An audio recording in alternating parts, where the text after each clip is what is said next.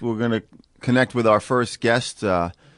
His name is Tom McDonald. We're going to try to call him. This would be Tom McDonald. This is affectionately known to everybody who knows him as Porky McDonald. Oh, yep. The childhood nickname. And now, I wrote up Porky about, it was a few years ago now, around this time. It's, the opening of the baseball season, and Monday was opening day for the New York Mets. Oh, yeah. And Porky's a big Mets fan, lifelong Mets fan. He lives in Queens, the home borough of the Mets. And I call him the baseball bard of Astoria. Tom McDonald, are you on with us? Is he here? Porky? Yeah, I'm here, man. Hey, Tom, how are you? Good, thanks for coming on. What's up, guys? Good to be with you. Thank you. Yeah, thanks for coming on. So I mentioned opening day was Monday. You went, right? Yep, yeah. The Mets have another home game tonight, I guess. So, but your interest range much farther than the Mets or even baseball. I mean, I know you've written probably close to 3,000 poems, and many of them are Mets related and baseball related. And you've traveled all over the country, going to, I guess, just about every major league ballpark and writing poetry from the grandstand. Right? That's your thing. That was essentially, yeah. That's what the first book. Now I'm trying to finish it by going. When I went to so many parks, I realized I've been to a lot of states. I don't drive, so it's a little trickier. Why don't you drive? I just never did. I was one of those. If everybody's doing something, I didn't do it. I don't ride a bike. I don't drive. My friends still laugh. It's true. So it's you're true. Like a contrarian, like really? If you, I was truly. If everybody's doing it, that couldn't be for me, man. Really? Yeah, I still get my chops busted over that, but it's true. I have buddy Adam that went with me on trips. He's my driver. I kid him. He was my driver, and we went for 7-8 years. Finished pulling the grandstand book, and now I'm going to minor leagues. That's for the next few years. I'm going to Charleston, West Virginia. I'm going to Columbia, South Carolina. It's the Mets in a couple of months, and the Mets just sent Tebow there, which is not really to do with baseball, but so I might see Tebow. Yeah, Tim Tebow. So, how is it different going to? I mean, all these major league ballparks now, they're all named for big corporations that donate the money and all this stuff. I mean, how is it different going to the smaller ones? I got to think there's more, local flavor, more personality. I mean, they're probably all, it's probably all over the map how old they are and how big, and it's not a kind of one size fits all type of thing, right?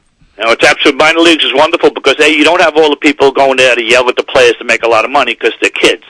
Nobody's making any money. Right. It's truly, local. And if you go there, you talk to some of the people who live there, they'll tell you about the players. You'll see players that might make the majors, but it'll be before their time, and you won't even know it. It's kind of a couple of years later, I look back at programs. Oh, yeah, I saw that guy. You don't even realize it. Yeah. But it's much more. It's like when we were kids. When I was a kid in the 60s, 70s, that's how Major League Park was. It was very, folksy, homey, let's say, Yeah. And now minor leagues, I've had a lot of fun the last few years going to minor league parks. Some of them are ancient, too. Some of them have been there forever. Yeah, we went to one in Newport a couple of years ago, almost just by accident. I mean, we saw it. The game was like $5 to get in, and this was I think they said something like one of the oldest parks in the country, and this was like I felt like I was in the movie The Natural or something. It's like that. It's like that. They survive because people pick up on them because they want to use these parks. And what happened was in the 80s, once free agency hit and baseball became so expensive, the second biggest business for like 20 years there, honest to God, in the country was minor league baseball. So many parks popped up, and the old parks were fixed up because they saw, you go to any state in the 48 states, and you'll find minor league baseball. It's all over, man. Right. I mean, we even have it here. People don't know about it as much. They have the Ducks on Long Island. They have in Montclair, New Jersey. They have the New Jersey Jackals. Cyclones, hey. Yeah, the Cyclones, the Cyclones, and the Staten Island Yankees. I mean, if you're bringing a family to the game, I mean, I know everyone always says this, but it's a few $100s just to walk into Yankee Stadium with a family, and then not to mention food, hot dogs and whatever else.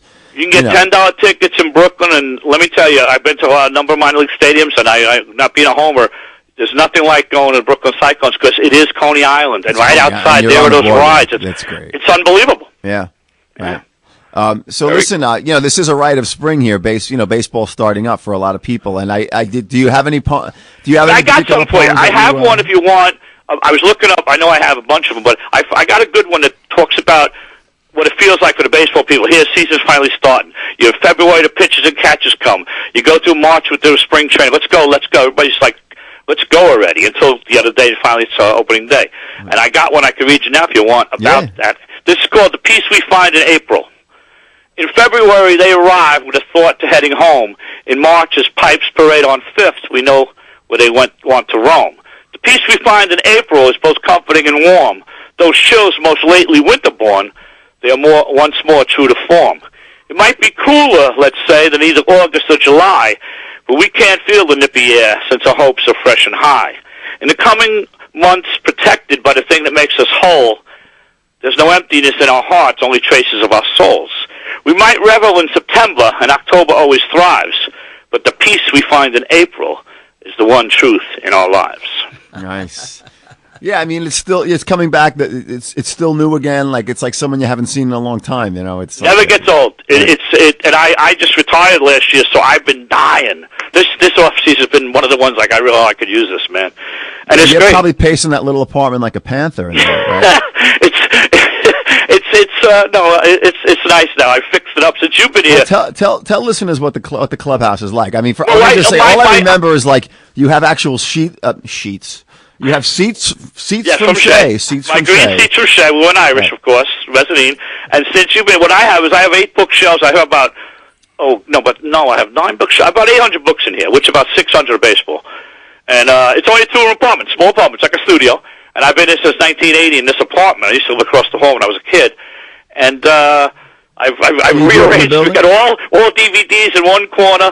I've cleaned up almost every. I have 15 baseballs I got at games at Shea, City Field on the road. I have a whole shelf of my father's stuff. I fixed the shelf of my father's bigger than when you saw it. I've added stuff, and he was 30-year Navy man, World War II, Korea. Right, the chief. The chief, yeah. So and his brick from City Field. They give you when they put a brick in front of the park. They actually send you a brick as a. For yourself, too. What do you mean, they send it in the mail? They send bricks in the mail. I was shocked. I didn't, it is a real brick. It must be expensive. That's what I was saying. I said, how much these people, because how many bricks walk out there? There's thousands of them. Everyone gets their own. So the Mets are one. They do something so well, and there's some things you scratch your head. Like, we want our Tom Seaver statue. Everyone knows that. I wish they get with the program. But they do a lot of things nice. What's the deal with that? The thing that's been going on the last 20 years, you go to ballparks, there's statues everywhere of the players from the past, and it's a great piece of pride for all these players. And I get excited seeing other people's, and we've got nothing. The Yankees have inside their museum, they have Don Larson, Yogi Berra, but that's it. Outside, they should have Babe. They should have Ruth Gehrig, DiMaggio, Mantle. The Mets should have Tom Seaver right in front of the park. Well, is that the guy? That is Tom Seaver is the man you want? And that's who everybody wants. That was our guy. First great player we had in the 60s, 70s, great, one of the greatest pitchers ever. And I did some research. It's like $70,000 to have one of these statues commissioned. Really? Do you think you can afford that, folks? They could do that. Yeah. So it's not Gary Carter. It's not, I would. It's not Willie Mays. I'll tell you what. Right? Well, I love Willie because I think the thing about National League New York they don't do either. They don't educate people about it. Like when they built Citi Field, it looks like Ebbets Field. They get all flack about that. Oh, they want to be like Brooklyn. No, it's about National League New York, which is what the Mets inherited from the Giants and Dodgers, and the Mets don't point it out. I said to them, I said, put up, little displays of the Giants and Dodgers, the Mets about National League New York. Give people an education. Yeah. They do things slowly. Well, speaking of stadiums, didn't you mention that you've written about bygone stadiums, Polo Grounds, Ebbets Field, all these stadiums that are no longer with, even Shea, right? You've written about like an homage to these places. Well, what I've done is it's a thing. This year I'm going back. It's a thing they call the Cooperstown Symposium on Baseball and American Culture, which they do every year up in the Hall of Fame. Yeah. And I've been doing it. This is my 3rd year. I've been picked. Are you like the official Major League? I know we have. You know what? That would be cool. I would like that. Is this? They have an official historian, a guy named John Thorne. They don't have an official poet, but I'm working on it. Poet laureate. Yeah, poet laureate. Porky This McDonald. is called Ode to Lost Yards. Is my presentation. I'm doing this. I'm doing it. I think June 2nd. I'll be. It's right after Memorial Day. They have it. You're going to scoop them and give it to us now. You're going to like. I give you. Yeah. How's about I give you the one? This is the one about Ebbets Field. We got Malky there, Brooklyn guy. Got to do some Brooklyn from. Yeah. This is about Ebbets Field, as I was told by people like himself, like my father, like the elders. And you or I are too young to have seen Ebbets Field. Right. And this is what this is about. This is called The Church I Never Went To. Some friends of summer beckoned the drummer and anointed me and meant to. They gazed off sadly and told me gladly of a church I never went to. It had chandeliers of smoke and tears and a hopeful large rotunda. Near the wooden pews stood the diamond dew where the prophets lived just under. In the afternoon, while the phantoms swoon, I am as the rooftop pigeon. When a man glides in, they let out a grin, those who knew of this religion. Children line the walls, others grasp the walls, holding on to please remember. Such a holy room, though the demons loom, in the 45th September. They would stay all day, free their lives away, till their souls were heaven sent to. You can see me there, should the stained glass glare, in a church I never went to. Nice. That's great. That's great. How's that, okay? That's good. What about these feuds that people get into between their teams? I spent a lot of time in Chicago.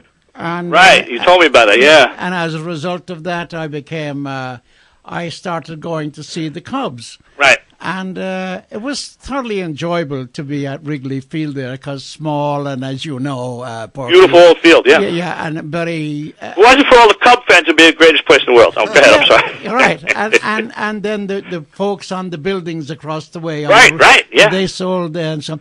But my friend Tom O'Malley, who was to he was a diehard Cubs man. I spent most of his life in New York. He used to be on Candid Camera, and he booked the Tonight Show and so forth. So when Tom died, my friend Jim Desmond, who was also another Candid Camera guy, we got Tom's ashes, and but we couldn't get into Wrigley Field. So Jim threw them over the wall. And so you do what you got to do. His ashes are there. But then you had guys like Harry Carey always saying, take me out to the ball game, and he had a terrible voice, but that's was the way joke, it was. yeah. But why was that sort of almost verged on hatred of the Mets with the Cubs thing? They wouldn't keep the ball, they would always throw it back. That's the dumbest thing in the world, throwing back baseballs. The Cub fans did that for years, for everybody. Now the whole league, I yell at people when they do it in my park. It's a piece of history. It's the only sport where you get home runners on the board. It's in the record books. Right. So if someone else hits it, who cares? But the Cub fans always did that. And you hit fun. And then of course it's a big business. It used to be, I think, at one time, I gather anyway, that you could go, when the Dodgers were around, you could get in for 50 cents or something. Oh, yeah. Hey, even when I was a kid in the late 60s, a box seat at Shea Stadium was $4. My God. Wouldn't kill you. You could manage it. Well, I went to a game with my friend Bob Jones. He took me, if you excuse the expression, I was curious. I'd never been in Yankee Stadium. I played there one time, actually, when I was on the softball team for WMCA Radio. I was a batter or something. I think it was a bat anyway, because it gave me a stick and told me he hit it. You were a hitter then, yeah. And there it was. You may have been the first DH. But now where was I? I was going to tell you something about. About the game, about how it's now it's huge business. I know. Oh yeah. George Bush invested $300,000 in the Texas Rangers, I think. Long time ago, yeah. And they were in Arlington, Texas. Yeah, they're still. Best thing he ever did was build this beautiful ballpark. And now they're moving. They've only been there like 25 years. And they put a tax on the local people there. Oh, they hammered them, yeah. Yeah. And then when he sold his interest in the Rangers, right, he put in $300,000. He never mentioned that he got $15 million. He did okay, yeah. He did. So it's a huge business now. Oh, absolutely. But how can teams afford to pay? Some people players get $100 million. Do they? It's crazy. You know what? A lot of it beyond the ticket sales, which you could go someplace still get it. Like I can never sit near. In the last 20 rows, I can't sit anywhere near the field anymore. Yeah. I sit upstairs. Yankee Stadium's even worse. It's all rich people or companies buy all the seats, and then it's a lot of marketing. The money they get from television, they get ridiculous money. That's how they manage these things. I see. I was sitting when I was with Jones at the Yankee Stadium. If you'll excuse the expression. That's all right. We let it go. Thank you. Anyway, the guy I sneaked a look at the ticket that he had gotten for me, and I think it was $64. And we're sitting behind a man, and he had 4 children with him, teenagers. So that was $300 for that. $320, yeah. Yeah, 5. good man. And then, so they're up every second. They paid very little attention Getting to the food game. or whatever. They were coming back with these 10-foot-long hot dogs and cartons of stuff. So I figured it must have because they were $8 or $9 each. I think those hot dogs. So there was 5, 8, 40. So they must have gone up and got about 4 times. And so there was that, and then there was the drinks they got, and then there was popcorn, and there was all sorts of things. And then there was parking. So I figured that must have cost that man about $800 4 nights, crazy, for 4 kids who never paid any attention to what was going on down in the field. And it's a block party. It's a feast. It's not a game. Yeah. We say it's, by the way, there's a game. By the way. I wrote a poem somewhere. I don't have it handy. Yeah. By the way, there's a game going on. That's what people like me say, you know? Right. That's what the real fans say. Yeah, it drives us nuts. I sit in the front lip. I get a 20-game package with 5 or 6 friends of mine, and I was counting it. I've been to almost about 180 games at Citi Field already, which is amazing to me. And I must have went to, I figured it the other day, I've been altogether about 800, 900 games, counting Shea. Would you look at, do you have any statistics, Porky, on the amount of, I know, I read somewhere, and I can't remember, about the amount of people that want their ashes in their favorite ball field. You know? Oh, that's a big deal. Yeah, no, Yeah. I've written down my instructions to my niece. Yeah. So where are you going to be? Well, that's Citi Field be part of it, but luckily in the parking lot they have the home plate and the bases and the mound from Shea Stadium. Yeah. Still, so I'm just part of it's gonna be to rub some of them into there. It won't stay there for a while, but I can hang out for a couple of days anyway. That's you know? okay. So but a couple of parks, I would. Yeah. You know, Right, but a lot of people do that. Let me get this straight. So you're going to have several different resting places? Oh, absolutely. Like, what are the other ones? What do you mean resting place? Well, not resting, but sprinkling places, I guess you'd say, with your ashes, right? This man will never rest. My niece is good. She's very good. She, a couple of places like, part of the next Metropolitan Parks not only do minor leagues. I went on 2 Western trips, so I went to Grand Canyon. I had, these are some great places. So Grand Canyon's on the list too, stuff like that. Just, doesn't have to be in the canyon, just in the area, Right. Because they'll bust you for ashes, I don't know if that's still illegal or whatever. I'll give you a quick good story. My friend Roy died opening day 2008, great Met fan. So he didn't have to see Shea get torn down. That's one good thing. It's unfortunate. I miss him so much, but I have a can of his ashes. I'm just about done now. I brought his ashes to about 15 major league parks. A little Advil full of it, right? And here's the thing, my friends. This is our thing.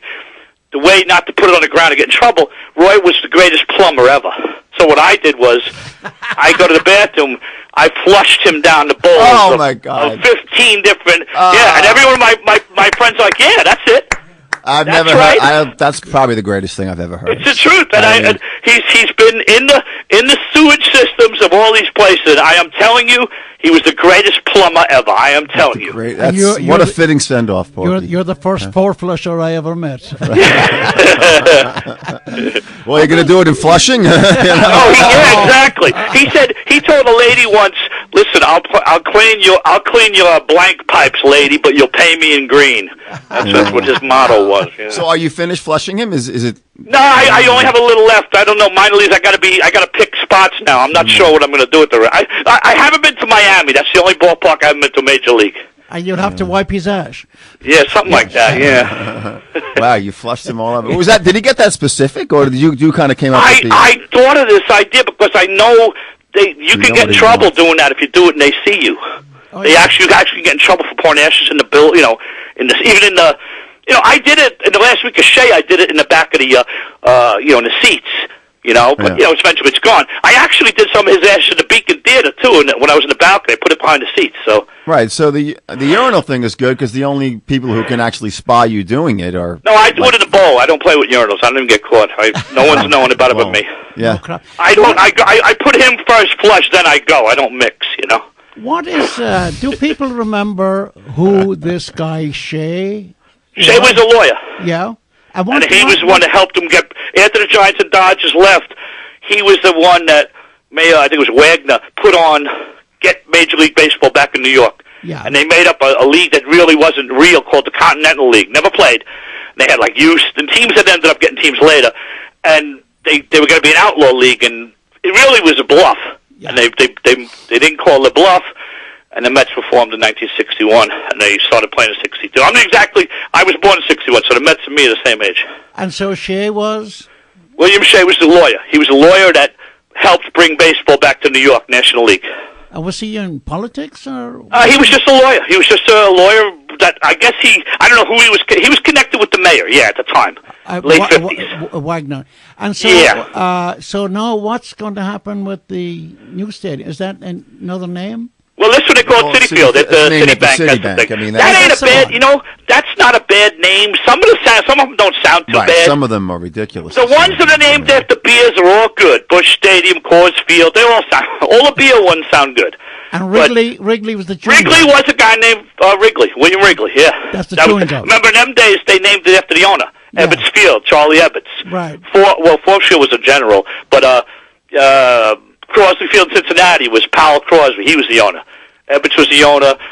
A lot of them were named after the owners back then. And Texas Rangers?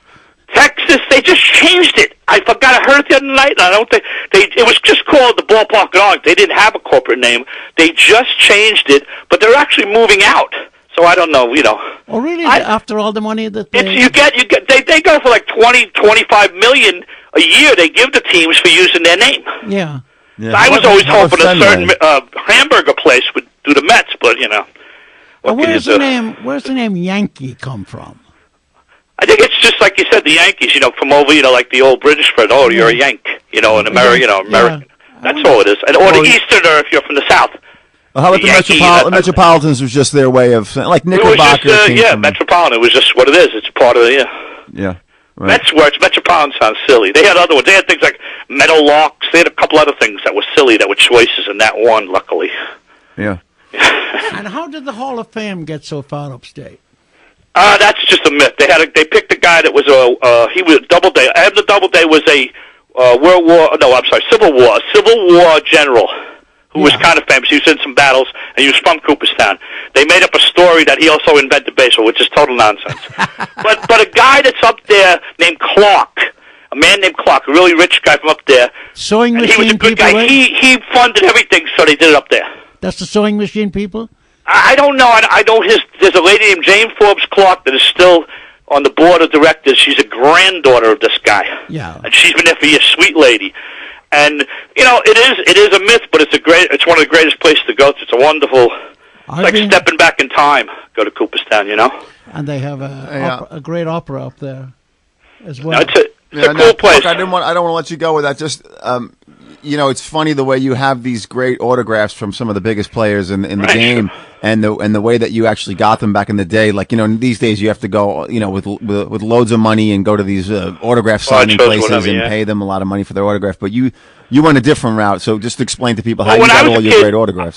They started the card shows in the late 70s, early 80s. By then I'm 18, 20. I was done. Most of the ones I have 147 Hall of Famers. I picked up some along the way, but by writing letters. Just writing letters. The Hall of Fame took my letters, and eventually they gave us a list, and we'd write directly to I wish I had, mimeograph from back then of my letters. I was, 10, 11, 12 years old. How did you know where to send the letters? Well, originally the Hall of Fame took my letters. I would just send them a package with the name, and they would put the address and mail it for me. I would put the posters would be on it already. I put it in a pack. Then they finally... I don't know. There was a guy named Joe Reitzler. He sent me a list of addresses of the Hall of Fame. You'd never get that today. Like their homes? Literally. I had a list of 50 names. For example, like who? Back then, Joe DiMaggio, Willie Mays. Well, Willie was send them letters at their house. It was just Ducky Medwick, Joe Ducky Medwick, who played for the Cardinals. I got his autograph one day. Came in the mail. You always send a self-addressed envelope, so they send it back to you. I got his autograph, and I went. And that night on the news, I heard he died. So I had to get one of the last autographs he ever signed, right. And things like that. And like you said, you got to kick it. The Negro Leaguers. Cool Papa Bell. I wrote the letter, Dear Cool Papa. Sent it right back to me, sweetheart. Cool. Yeah, those guys were there were only a couple of them still around. I miss Satchel Paige and I miss Dizzy Dean. They died right as I was doing this. That's still to this day haunts me. But I got DiMaggio. All the best guys seem to send back right away. Then Bobby Feller, Carl Hubble. like I said, Yogi Berra was the first I ever got, but I got him at the game. Some of them you run into old timers days. What were the worst reactions you got? I'll be honest with you, I don't remember much. There's only a couple of guys I remember that were bad guys. And one I will never get, Jim Palmer. Jim Palmer was still announced with Baltimore. Jim Palmer would walk right by you. Yeah. We saw him 3 times in 3 years. If you see him once, okay, got a bad day. Nose in the air. We snuck in a hotel once when they were coming out, and he dressed us down. Are you supposed to be in here? He gave my friend a J. Okay, and then people came, he gave it back to him. Right? Jay. So fast forward 20 years, I'm at a game in Milwaukee, getting out of a cab. Here comes the Orioles. He's an announcer. And his kids go to Palmer, and he does the same thing. And I couldn't believe it. I yelled, same old Palmer, still great with the kids. He's the only one I remember. Him and a guy named Ted Simmons, who was a great player. Should be in the Hall of Fame. He was kind of gruff, but most of the guys were really nice. Right. I think back then, especially when they were making. Did you ever get a response that was more than just an autograph, like a little bit of a note, personally? Brooks Robinson sent me something. I was reading a book about the World Series, and he wrote me a thing about his 1970 World Series. It was the greatest 5 games I've ever played, and he wrote me a little note. You get some 2 Toms, 2 Porkies. Yeah. Yeah, they're good. It was a closet industry when we were kids. Yeah. You just said it, but I wouldn't sell that book for nothing. Yeah. Now I added Griffey, Piazza. I got them at different places, but it's different. There's no story. You know what I'm saying? All right. Well, Tom Porky McDonald recently retired from New York City Transit. Yeah, 8 months. That's good. How's retired life? Good. So far, so good. I've been working. I remember I've been working on another book of places to go in the city, and that'll be out later on this year on the tour. All right. Yeah. So you can get his books. Or at the house, Amazon. Yeah. Or Barnes & Noble. Thomas Porky McDonald. Do the search. There I am. There's a bunch of them. Thomas Porky McDonald. Such books, such tomes as Ground Pork. Ground Pork was the first. Still big chucking. one. And yeah, exactly.